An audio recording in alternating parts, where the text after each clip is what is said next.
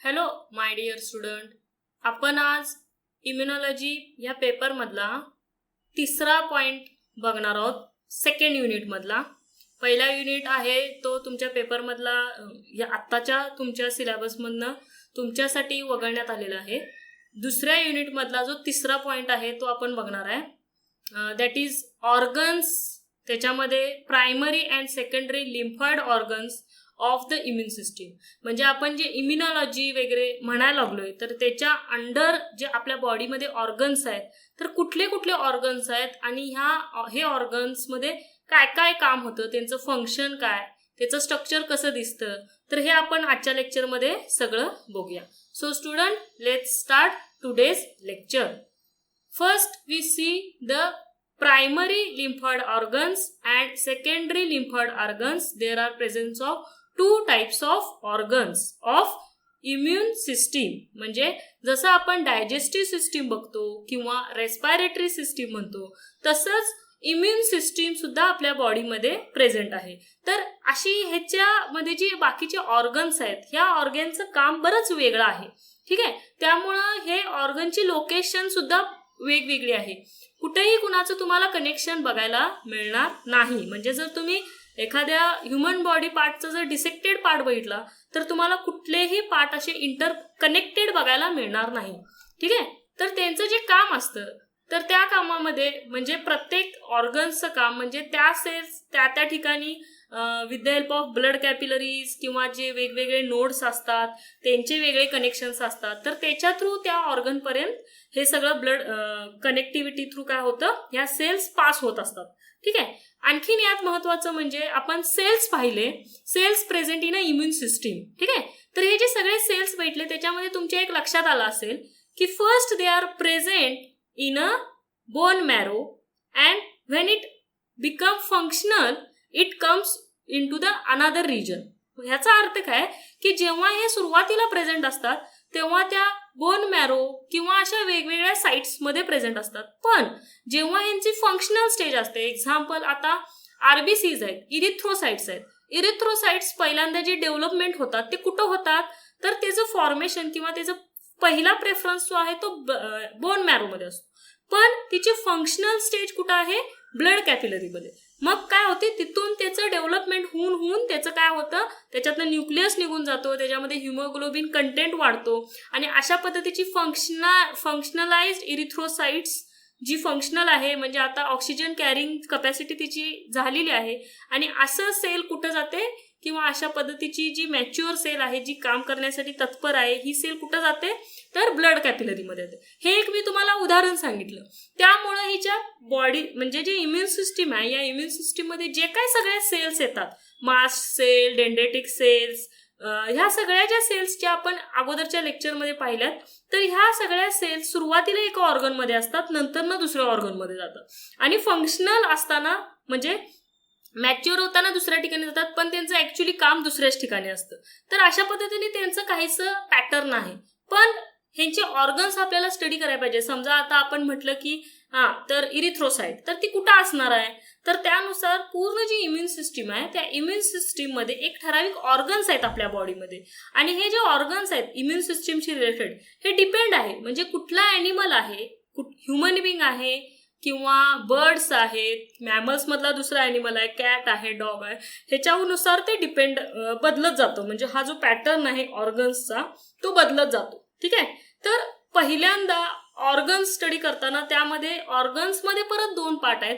First one is a primary lymphoid organ and second one is a secondary lymphoid organ. आता ह्याच्या नावाप्रमाणेच त्याचे काम आहे.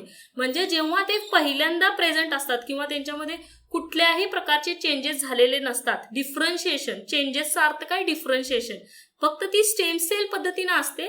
तर त्या सेल्स ज्या ऑर्गनमध्ये प्रेझेंट असतात त्या रिजनला आपण किंवा त्या ऑर्गनला प्रायमरी लिम्फॉइड ऑर्गन म्हणतो आणि ज्या ऑर्गनमध्ये ते फंक्शनल म्हणून काम करायला जातात, तिथं माझं काम आहे आणि मी तिथं जाणार, असा पार्टला आपण सेकंडरी लिम्फॉइड ऑर्गन म्हणतो. तर प्रायमरी लिम्फॉइड ऑर्गनला सेंट्रल लिम्फॉइड ऑर्गन सुद्धा म्हणतात. सेंट्रलचा अर्थ काय की पहिल्यांदा ते तिथं असतात, तिथून मग नंतर दुसऱ्या ठिकाणी जातात. ठीक आहे, it is a where it is where immature lymphocytes develop. ह्याच्यामध्ये इमॅच्युअर सेल्स सुद्धा प्रेझेंट असतात. सेकंडरीमध्ये मॅच्युअर लिम्फॉइड असतात. Organs where differentiation, proliferation and maturation of stem cells into immunocompetent cells takes place. आता प्रायमरी लिम्फॉइड ऑर्गन आहे, ह्याच्यामध्ये functional म्हणजे maturation ह्याच्या म्हणजे ज्या सेल्स आपण बघितलेल्या आहेत त्या सगळ्या सेल्स मॅच्युरेशन करायचं काम त्या प्रायमरी लिम्फॉइडमध्ये करतात. आणि इनिशिएट ॲडॅप्टिव्ह इम्युन रिस्पॉन्स जो आहे हा देण्याचं काम सेकंडरी लिम्फॉइड ऑर्गनचं आहे. ठीक आहे, त्यामुळे हे काहीशे दोन्हीमध्ये डिफरन्स आहेत. जर तुम्ही ऑर्गन बघितलात, प्रायमरी लिम्फॉइड ऑर्गनच्या अंडर महत्वाचे 2 ऑर्गन येतात. Very first one is a bone marrow, second one is a thymus. तुम्ही त्याचा कसंही सिक्वेन्स लावू शकता. आणि सेकंडरी लिम्फॉइड ऑर्गनमध्ये बरेच पार्ट्स आहेत, छोटे छोटे ऑर्गन आहेत. Very first is a spleen, then lymphoid node, then tonsil, then appendix and then Peyer's patches. आता ह्याच्यामध्ये जर तुम्ही बघितलात तर तुम्हाला प्रत्येक थोडेसे ह्याच्यामध्ये कमी जास्त पॅटर्न बघायला मिळेल. म्हणजे काहीशे जास्त किंवा कमी, म्हणजे एखादा जादाचा आणि ऑर्गन सुद्धा तुम्हाला इथं बघायला मिळू शकतो. ठीक आहे, तर आता ही एक छानशी ह्युमन बॉडीतली डायग्राम आहे. त्यामध्ये तुम्हाला बरेच स्ट्रक्चर्स बघायला मिळतील. ठीक आहे, आता हे ही ह्युमन बॉडी जी आहे, तर ह्युमन बॉडीमध्ये तुम्हाला काय काय दिसतं बघा. जे आता मगाशी मी नावं घेतली ते सगळे तुम्हाला इथं दाखवलेले आहेत. आणि इथं ज्या पद्धतीनं हे स्ट्रक्चर दिसतं त्या पद्धतीनं इम्युन सिस्टीम ची डायग्राम असते थोडक्यात. आता इथं ऑर्गन सुद्धा दाखवलेत, म्हणजे त्याची लोकेशन कुठं असू शकते इम्युन सिस्टीमची ते तुम्हाला दाखवायसाठी मदत केली. बरेच इथं नोट्स दिसतात बघा. बरेच इथं हाताच्या काखेच्या रिजनमध्ये, मानेच्या रिजनमध्ये, स्टमक रिजनमध्ये आणि पेल्विक गर्डलच्या रिजनमध्ये. तर हे जे पार्ट्स दिसतात म्हणजे नेक रिजन, थायमस ग्लँड बघा इथं प्रेझेंट आहे. ठीक आहे, पेयर्स पॅचेस इंटेस्टाईनच्या रिजनमध्ये प्रेझेंट असतात. टॉन्सिल्स हा एक पार्ट आहे जो मी त्याच्यात मेन्शन केला नव्हता, पण टॉन्सिलचा पार्ट सुद्धा तिथं प्रेझेंट आहे. ॲडिनॉइड हा टॉन्सिलचा पार्ट आहे. ठीक आहे, तर असे बोन मॅरो सुद्धा मेजर इथं दाखवलेला आहे. अपेंडिक्स सुद्धा एक पार्ट आहे. आता अपेंडिक्स तुम्ही वेस्टिजियल म्हणाल, पण अपेंडिक्सचा पार्ट सुद्धा आपण इम्युन सिस्टीममध्ये स्टडी करतो. तर हे काहीशे बाकीचे जे पार्ट्स आहेत हे सगळे इम्युन सिस्टीमला रिप्रेझेंट करतात. ठीक आहे, तर आपण पहिल्यांदा बघूया primary lymphoid organs. Primary lymphoid ऑर्गनमध्ये पहिला very first organ is a thymus. आता मुलांनो मी मुळातच फार कमी नोट घेतलेली आहे, त्यामुळं तुम्हाला जास्तीत जास्त लक्ष देऊन हे नोट बघा, ऐका आणि जेवढं काय सांगतोय ते तुम्ही लिहून ठेवा किंवा जे काय लिहिलेलं आहे ते आहे तसं तुम्ही वहीमध्ये नोट डाऊन केला तरी काय हरकत नाही. First we see the thymus, a bilateral organ located in the mediastinum. आता हा काय पार्ट आहे लोकेशन आपण नंतरच्या डायग्राम मध्ये तुम्हाला मी दाखवीन. Attains its peak development during youth. आता हा पार्ट जो आहे हे मी तुम्हाला नंतर सांगते. Where T lymphocytes are form. Okay, आता याचं फंक्शन काय आहे बघा. Generate and select T cells that will protect the body from a infection. आपल्या बॉडीमध्ये समजा व्हायरल इन्फेक्शन झालं किंवा बॅक्टेरियल इन्फेक्शन झालं तर हे इन्फेक्शन्स आपल्याला जर प्रिव्हेंट करायचं असेल किंवा आपल्याला त्याच्यापासून प्रोटेक्शन करायचं असेल तर टी सेल नावाच्या ज्या सेल्स असतात तर ह्या टी सेल्स कुठून येतात मुलांनो. तर ह्या टी सेल्स बेसिकली ह्या स्ट्रक्चर्स पासून येतात. थायमस ग्लँड म्हणजे ज्या सेल्स मॅच्युअर झाल्यानंतरनं थायमस रिजनमध्ये जाऊन जे काम करतात त्यांना आपण टी सेल्स असं म्हणतो. आणि बी सेल, टी सेल ही नावं अगोदरच्या म्हणजे सेल्स स्ट्रक्चर स्टडी करताना आपण पाहिले. आणखीन याच्यामध्ये स्पेशल मला सांगायचं आहे की तुम्ही समजा एखाद्या ॲनिमलमध्ये स्टडी केला, थायमस ग्लँड जर तुम्ही स्पेशली स्टडी करत असाल, त्याची एक वैशिष्ट्य खासियत अशी आहे की जेव्हा हा ॲनिमल किंवा ह्युमन बिंग म्हणा कुठलाही ॲनिमल जेव्हा डेव्हलपमेंटल कंडिशनमध्ये असतो तर एक साधारण अडल्ट किंवा प्युबर्टी स्टेज त्या स्टेजपर्यंत येईपर्यंत ही थायमस ग्लँडची पूर्ण वाढ होते. पण जेव्हा एखाद्या इंडिव्हिज्युअलची एखाद्या ॲनिमलची पूर्ण वाढ कंप्लीट होते तेव्हा ह्या थायमस ग्लँडचं रिडक्शन व्हायला चालू होतं. हे एक त्याचं स्पेशल आणि पिक्युलर कॅरेक्टर. आता तुम्ही म्हणणार एखाद्या स्ट्रक्चर वाढल्यानंतर त्याचं रिडक्शन कसं होणार, पण ऍक्च्युअली त्याच्यामध्ये काय सेल्स असतात, इम्युन सिस्टीमच्या सेल्स असतात. आणि आपण जसं जसं मॅच्युअर होतो किंवा अडल्ट होऊन आपण म्हणजे आपण वृद्धापकाळाच्या एरियामध्ये जेव्हा जातो त्या काळामध्ये, तर आपली बॉडी आपल्या बॉडीनं डिसीज बरेच होतात. तुम्ही ऐकलंय, आपली बॉडी कुठल्या गोष्टीला रिस्पॉन्स करायचं काम त्याचं कमी करते. ह्याचा अर्थ काय की थायमसमध्ये जे टी सेल्स प्रेझेंट असतात, ज्याच्यापासून बॅक्टेरियल इन्फेक्शन, व्हायरल इन्फेक्शन होऊ नये, तर त्या सेल्सचं काम तिथं मेजर काय असतं की त्या सेलची ग्रोथ करणे. आणि एकदा ग्रोथ प्रॉपर झाली की ह्या सेल्स रिडक्शन व्हायला, आणि नॅचरली आहे कुठलाही ॲनिमल घेतलात तर तुम्हाला थायमस ग्लँडचं जे स्ट्रक्चर आहे त्याचं साईज जे आहे तुम्हाला मोठं, जसं जसं तो इंडिव्हिज्युअल पूर्ण मोठा होईल आणि जसं जसं तो म्हातारा होत जाईल, वयस्क होत जाईल, तसं तसं तुम्हाला कुठलाही ॲनिमल घ्या त्यामध्ये थायमस ग्लँडचा पार्ट जो आहे तो तुम्हाला छोटा छोटा साईजनं कमी कमी का होतो, कारण की त्याच्यामधल्या सेल्स रिड्यूस व्हायला चालू होतात. त्यामधल्या स्टेम सेल्स मुळात नसतातच त्याच्यात, कारण की त्या बोन मॅरोमधनं आलेल्या असतात. पण जेवढ्या जर थोड्याशा असतीलच ते सगळे कमी कमी होत येतात, म्हणून ह्या थायमसचं जी साईज आहे ती सुद्धा कमी होत येते. तर अशा पद्धतीचं काहीसं थायमसचं काम आहे. आता इथं डायग्राम आहे बघा, तुमच्या लक्षात येईल. Here there is a presence of lungs, there is a presence of heart, आणि या दोन्हीच्या मध्ये एकदम छोटासा मीडियम लंग सारखाच पार्ट दिसतो, बायफर्केटेड आहे, 2 लोब मध्ये प्रेझेंट असतो. This is called as a thymus. Okay, बरोबर आपल्या ट्रॅकियाच्या वरती. आता वरती ही थायरॉइड ग्लँड आहे आणि थायरॉइड ग्लँडच्या बरोबर खाली तुम्हाला बरोबर हार्टच्या वरती थायमस ग्लँड बघायला मिळेल. आणि ही जो एखादा ॲनिमल अडल्ट व्हायच्या अगोदर ह्याचं साईज बराच मोठा बघायला मिळेल. आणि ह्याचा टीएस जर बघितला तर हा काहीसा ॲनिमेटेड इथं पार्ट मी तुम्हाला दाखवलाय. इथं तुमच्या लक्षात येईल बरेच वेगवेगळे सेल्स प्रेझेंट आहेत, थायमोसाइट्स आहेत, कॉर्टिकल इपिथेलियम आहे, आणखीन महत्वाचं म्हणजे मेड्युलरी इपिथेलियम आहे, हेझल्स कार्पस्कल्स आहेत, ब्लड वेसल्स आहेत, मॅक्रोफॅजेस त्याच्यामध्ये प्रेझेंट आहेत, डेंड्रिटिक सेल्स आहेत. तर ह्या सगळ्या सेल्स बऱ्यापैकी या थायमस ग्लँडमध्ये प्रेझेंट असतात. तर असं काहीसं स्ट्रक्चर थायमस ग्लँडचं आहे. नेक्स्ट आपण बघूया bone marrow. It is also primary lymphoid organ, major primary lymphoid organ, the site of B cell maturation and haematopoiesis. सगळ्यात महत्वाचे 2 कामं होतात बोन मॅरोमध्ये. एक तर बी सेल मॅच्युरेशन. आता बी सेल्स मॅच्युरेशन झाल्यानंतर ना त्या कुठं कुठं जातात हे आपण सेल्समध्ये शिकलोय. पण इथं लक्षात ठेवा की जिथं जिथं बी सेल, टी सेल असं नाव येते, तर बी सेलच्या अंडर ज्या काही सेल येतात त्या सगळ्या बोन मॅरोच्या अंडर असतात. बोन मॅरोचा बी आहे तो इनिशिएट करतो बी सेल, राईट.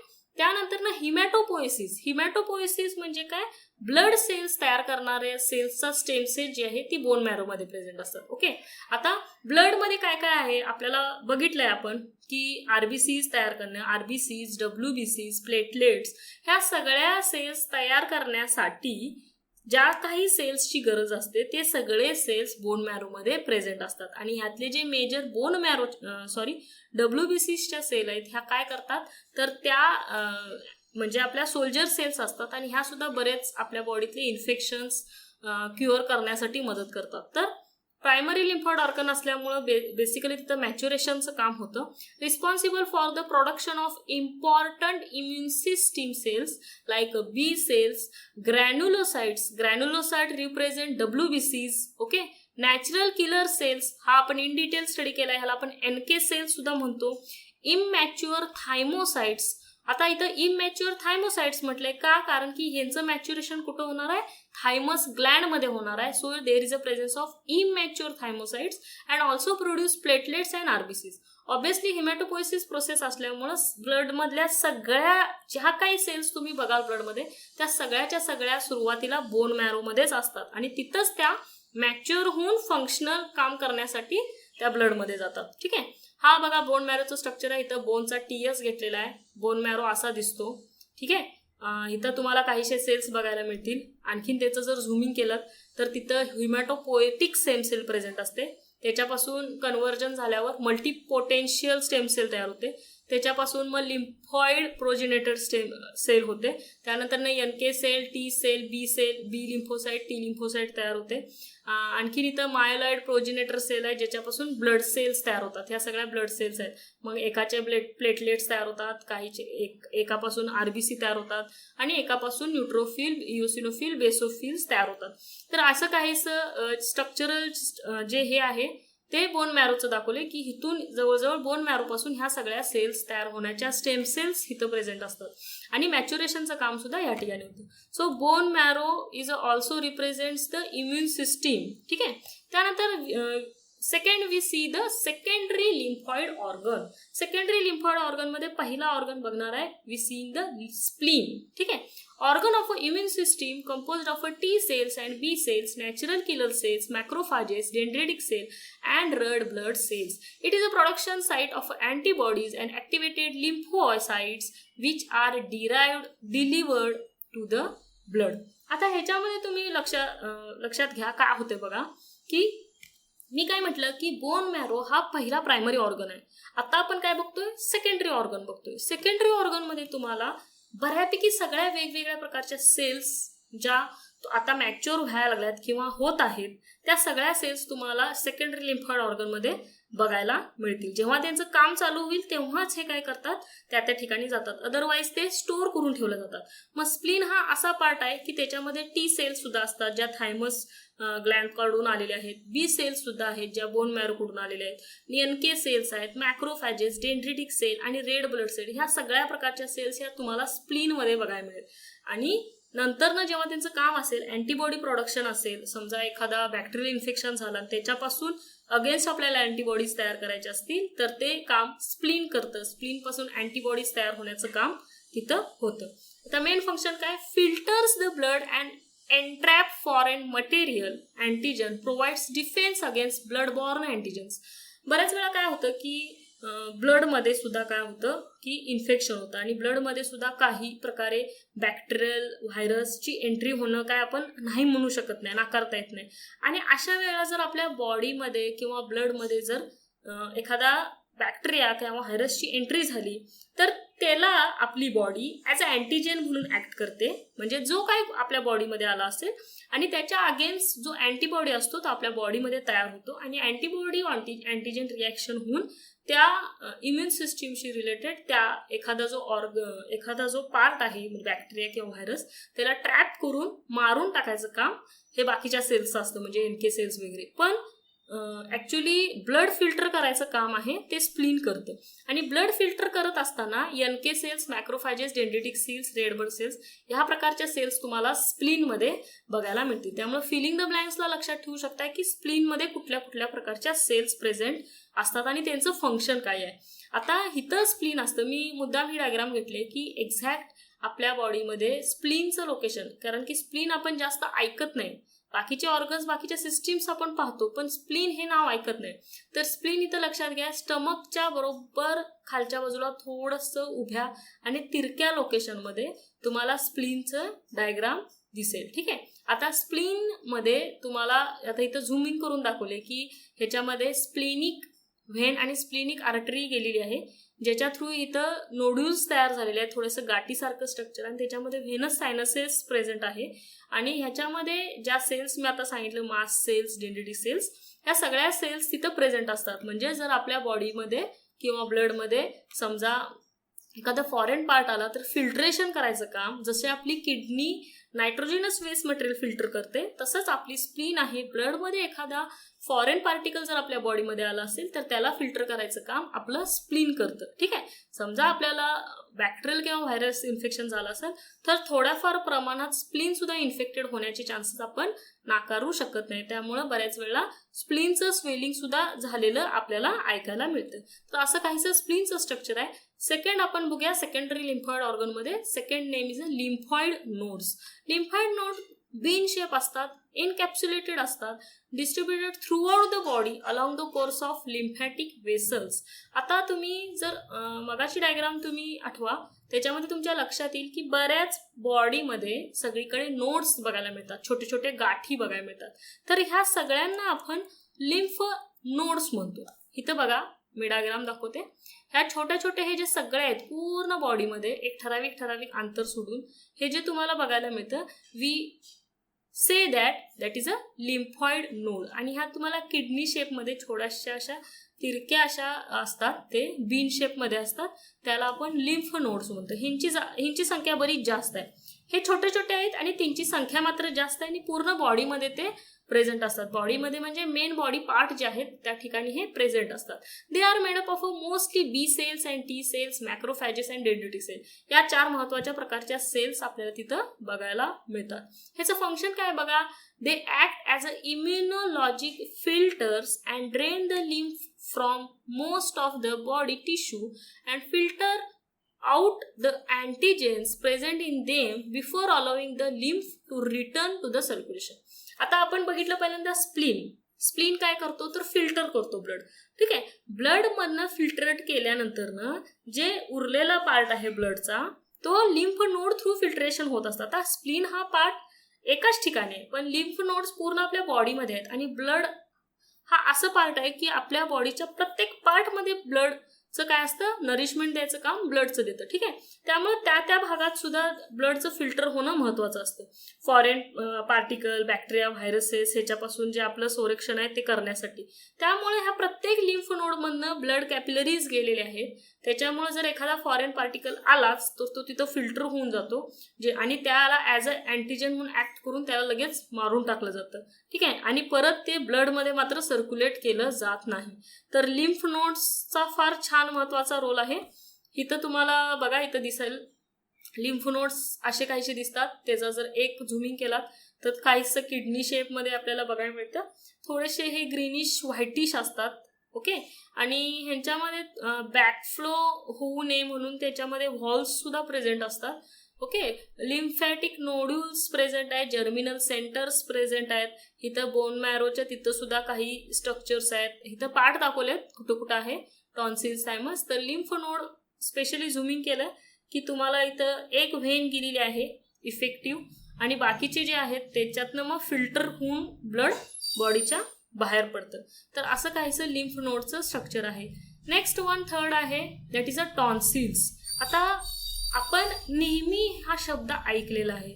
लिम्फॉइड ऑर्गनमध्ये तुम्हाला हे नाव काही वेगळं नाही आहे. बऱ्याच लोकांना टॉन्सिल्सचा त्रास असतो आणि इथं काहीसं दुखतं म्हणा किंवा हे. आणखीन एक महत्त्वाचं, जेव्हा तुम्ही कुठल्याही बाहेरचं पाणी पिता तर पाणी पिल्यानंतर ना जर बॅक्टेरियल इन्फेक्शन व्हायचं असेल, व्हायरल इन्फेक्शन व्हायचं असेल, पहिल्यांदा तुमचा घसा दुखतो.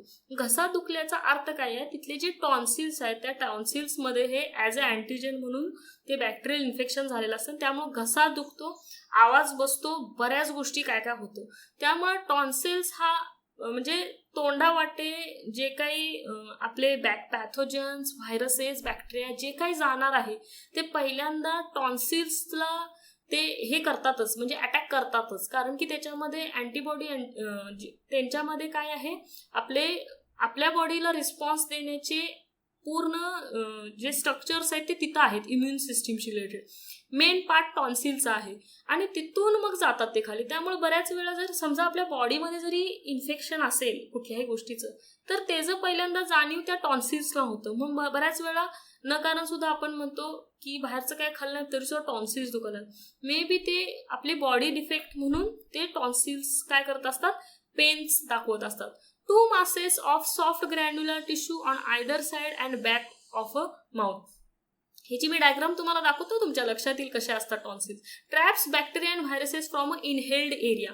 आता आपण नेहमीच नाकातून श्वास घेतो असं नाही, आपल्या तोंडावाटे बोलताना वगैरे म्हणा तोंडातून सुद्धा श्वास जात असतो. मग नाकामध्ये सेन्सरी हेअर्स आहेत, तिथं बरेच मेम्ब्रेन आहेत ज्याच्या थ्रू ही एअर फिल्टर होऊन जाते. पण बट व्हॉट अबाउट माउथमधून मात्र ही एअर डायरेक्ट जाते. मग माउथमधून जर बॅक्टेरिया डायरेक्ट गेले तर आपल्या स्टमकमध्ये इन्फेक्शन होऊ शकतं आणि तसं होऊ नये म्हणून हे टॉन्सिल्स जे आहेत ते टॉन्सिल्स ते बॅक्टेरिया किंवा व्हायरस कुठलाही फॉरेन पार्टिकल असेल तिथं जर येत असेल तर त्याला ट्रॅप करायचं काम हे टॉन्सिल्स करतात.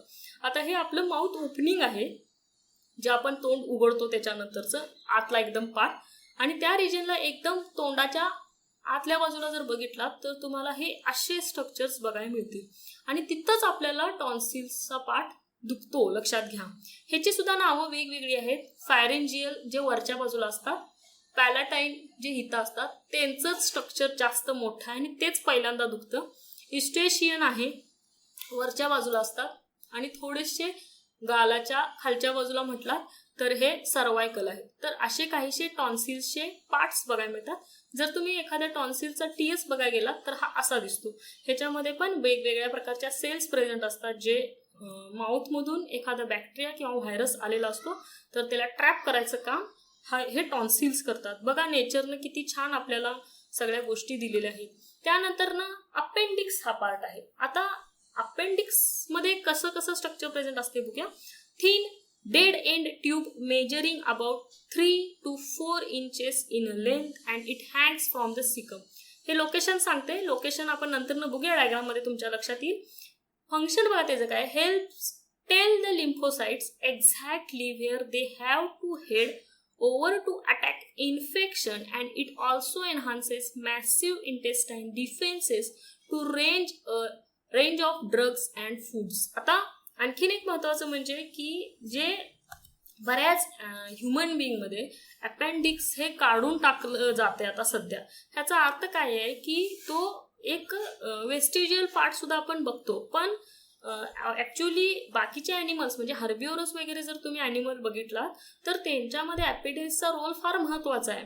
जेव्हा एखाद्या आपण फूड थ्रू समजा एखादे बॅक्टेरिया व्हायरसेस जर आपल्या बॉडीमध्ये येत असतील तर हा अपेंडिक्स काय करतो, त्याच्यातल्या सेल्स त्याला काय करतात, मारून टाकायचं काम करतात. फूडमधनं एखादं टॉक्झिक मटेरियल जर आपल्या बॉडीत गेलं असेल तर त्याला मारून टाकायचं काम करतात. पण ऍक्च्युली ह्युमन बिंग मध्ये तसं नाही आहे. ह्युमन बिंग बरीच मॉडिफिकेशन झालेली आहे, त्यामुळं मे बी अपेंडिक्सचं इन्फेक्शन वाढायला लागलंय आणि त्यामुळं काय होतं, अपेंडिक्स काढून टाकायचं प्रमाण ह्युमन बिंग मध्ये वाढायला लागले. पण लक्षात असू द्या, अपेंडिक्स सुद्धा सेकंडरी लिम्फॉइड ऑर्गन म्हणून काम करतो आणि बऱ्याच लोकांना तुम्ही अनुभवला असेल अपेंडिक्स काढून टाकल्यानंतर थोडेफार प्रमाणात खाण्यापिण्याचे त्रास होऊ शकतात. म्हणजे एखादं खाल्यानंतर ते लागू होते किंवा नाही होत ह्या गोष्टी होऊ शकतात. आपण डायग्राम बघूया. हे बघा इथं असं काहीसा अपेंडिक्स दिसतो. ही इंटेस्टाईनचा पार्ट आहे. लार्ज आणि स्मॉल इंटेस्टाईनचं जिथं कंबाईन होतं त्याच रिजनला आपल्याला अपेंडिक्सचा पार्ट बघायला मिळतो. बराचसा ट्युब्युलर पार्ट असतो हा. टीएस जर बघितला तर तुम्हाला असं दिसेल. टीएस मध्ये बघा इथं लिम्फॉइड ॲग्रिगेशन्स बघायला मिळतील. लिम्फॉइड वरूनच लक्षात येईल तुमच्या की ह्याचं काय रोल आहे ते, बरोबर. त्यामुळं बॅक्टेरिया व्हायरसेस जर फूडमध्ये प्रेझेंट असेल, टॉक्झिक पार्ट असेल तर टॉक्झिक केमिकल्स असतील तर ते सुद्धा इथं काढून टाकायचं काम करतात. असं काहीसं थोडाफार आपण जरी म्हणत असलो it is a vestigial but it is actually not. अपेंडिक्समध्ये इम्युन सिस्टीमशी रिलेटेड फार महत्वाचा रोल होतो. त्यानंतर नाही पेयर्स पॅचेसेस. आता पेयर्स पॅचेसेस काय आहे, पेयर सायंटिस्टनी नाव दिले म्हणून त्याला पेयर्स आणि पॅच फॉर्म मध्ये असते म्हणून त्याला पॅचेस नाव. So it is a Peyer's patcheses. The nodules of lymphatic cells that combine to make patches or bundles and it appear generally only within a lowest part of a intestine. Ileum region मध्ये तुम्हाला pairs पॅचेसेस बघायला मिळते. Feeling the blank साठी माहिती असू द्या. Detects antigens such as bacteria, toxins, mobilize highly specialized white blood cells termed B cells to produce an antibody. आता pairs पॅचेसेस हा इंटेस्टाईन मध्ये पार्ट आहे. इंटेस्टाईन मध्ये का, आता मी काय म्हटलं ॲब्डॉमेन रिजन मध्ये आपल्या अपेंडिक्स महत्वाचा रोल करतो. तसंच सेम छोटे छोटे पॅचेसेस फॉर्म मध्ये आपल्या बॉडीमध्ये ह्याच्यामध्ये इम्युन सिस्टीमचं काम केलं जातं. एखादा बॅक्टेरिया, एखादा व्हायरसेस, एखादा टॉक्झिक पार्ट जर आपल्या बॉडीत आला असेल तर पेयर पॅचेसेसच्या सेल्स काय करतात, त्याला मारून टाकायचं काम करत असतात. ठीक आहे.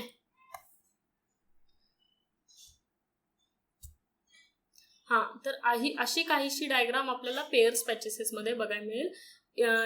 ल्युमेन रिजन, इंटेस्टिनल पार्ट म्हणजे आपण जो इलियम रिजन म्हणालो इंटेस्टाईनचा, तर इलियम रिजन मध्ये आपल्या लक्षात येईल इथं गॉबलेट सेल्स प्रेझेंट आहेत, ह्या सिक्रेटरी सेल्स आहेत आणि इथं जर्मिनल सेंटर आहे. इथं लिम्फच्या सेल्स बघायला मिळते, टी सेल्स, झोन वगैरे.